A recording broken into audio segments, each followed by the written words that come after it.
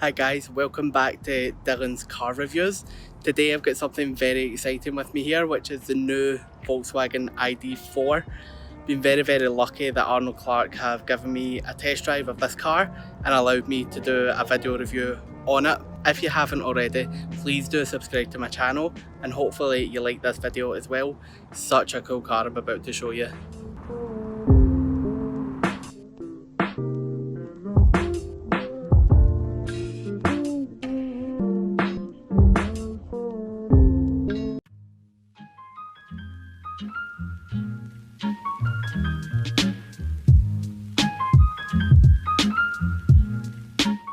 The new ID4 is a brand new, fully electric car from the Volkswagen ID range. Of course you do have the ID3 in here as well, but this is a more crossover type version of it, and it's actually a fantastic family car. There's plenty of space in the back seats and lots of boot space around it as well. The drive is very comfortable. Obviously it's electric, so it's very quiet, and it has regenerative braking as well, so that you're not using all of your energy while you're driving. When you take your foot off the pedal, it slows the car down and puts the power back into it as well, so it's very clever.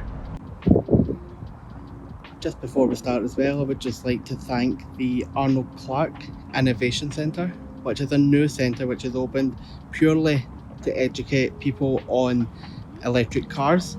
This is not new technology, but it is up and coming very quickly, so it is great to have a centre which focuses on educating people on the benefits of electric cars. Of course, just looking at the rear of the car here as well, did forget to say earlier, it now has the green band just at the side of the number plate, just to signify that it is a fully electric car. And if I just show you into the boot here, you can see the boot is massive, very spacious here, and you can fold down the 70/30 split rear seats here too. Just put these charging cables in here just to give you an idea. So of course they're quite thick and long, but it does give you an idea of the space inside the boot.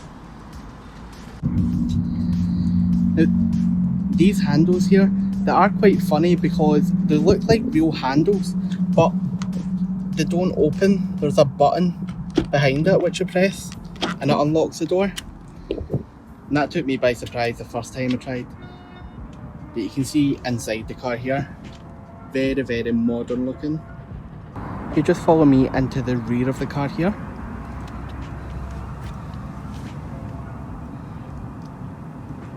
You can see it is very spacious inside. There is plenty of headroom here, and I'm sitting in the middle seat just now, and the reason I'm doing so is because there's no lip in the centre of the floor, which would usually make you quite cramped as a tall adult, but that's not there. It is flat, so you can very comfortably sit in the middle of this car.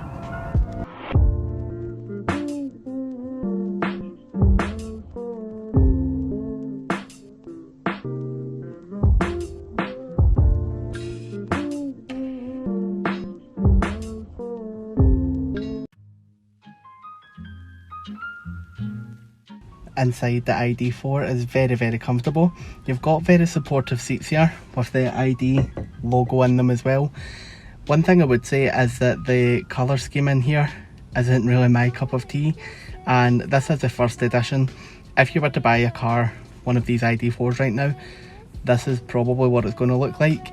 So if it was me, I would wait until more were available, but like I say, it's just preference. To me, I would wait, but it's not that big a deal. It's just the kind of finish of it and on the door panels as well. But other than the car is great, and it's a beautiful interior here with the stitching on the seats, the logo in here as well to remind you it is an ID, and the touchscreen and everything is just fantastic, so easy to use. Plenty of space in the rear as well.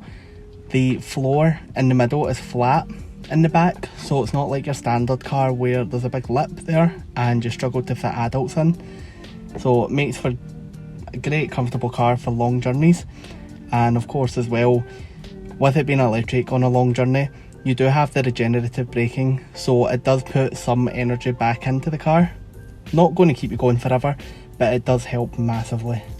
The great thing about this touchscreen in here is it's very easy to use. It's non-complicated. It's just like a tablet. You've got your home button at the side here, and there's very large icons, so it's easy to see but also easy to use. So although you shouldn't use while you're driving, if you do have to, then it's not going to distract you too much.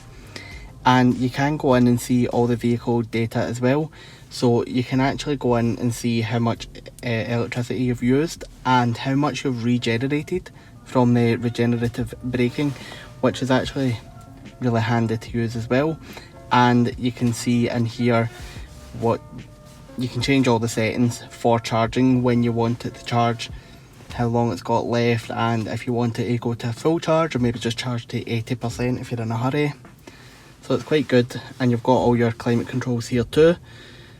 Nice and easy to use. Now from what I can see here, this screen is quite limited in its use.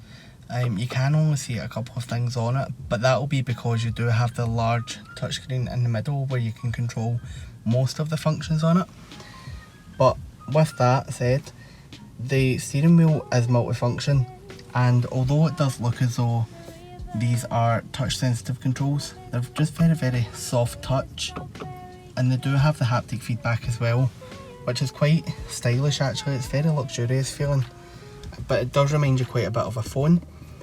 And of course on this side you do have your adaptive cruise control and other features like that too. As I mentioned, when you get in the car, you don't have to press a button to start it like you would normally do. In this case, you just get in, and when you put your foot on the brake pedal, then it starts up for you. And the same can be said when you're getting out of the car. So if you put it into park and you take your foot off the brake, you can see here, please check the safe lock. So the car actually just turns itself off, so that when you get out, you don't have to worry about walking away when the car's still on, which I know has happened before with electric cars. Because you're not hearing the engine running, you think it's off and you just walk away, but your car's unlocked and it's still on. So it's actually quite good as a safety feature. Now I do just want to show you what I was talking about with starting it up. So you do have the push button here, but you don't need to use it. Now I'm in the car with the key, and you'll see if I just put my foot on the pedal, it does start the car up for me. Very cool. Another cool feature in this car is the voice command system.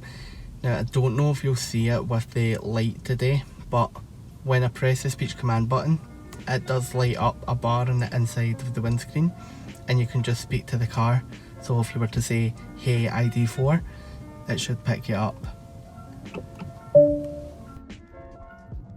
As you can hear, driving along in the ID4, it's a fully electric car, so the only noise that you really hear is just the road noise, which you can't do anything about. That's just the tyres turning on the tarmac.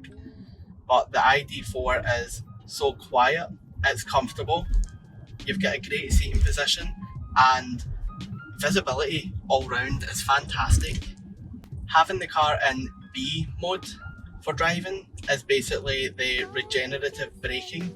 So the way that works is you don't physically brake, but when you take your foot off the accelerator, the car will start to slow down quite quickly, and it is essentially braking. And while it's doing that, it is harnessing more energy from that, so it's regenerating the power back into the car. Now it won't keep you going forever, but it is quite good for if you're going a longer journey, so that you can plan a bit better and don't have to make as many stops. Now the regenerative braking in this, it doesn't bring you to a full stop like it does in some other cars, but it will take you down to about a crawling speed of 3 miles per hour. And the turning circle on the ID4 is actually pretty good. It's the same as a Volkswagen Up, which is a tiny little car compared to this, so you would expect this to be a lot more difficult, but it's not. You can manoeuvre it very easily.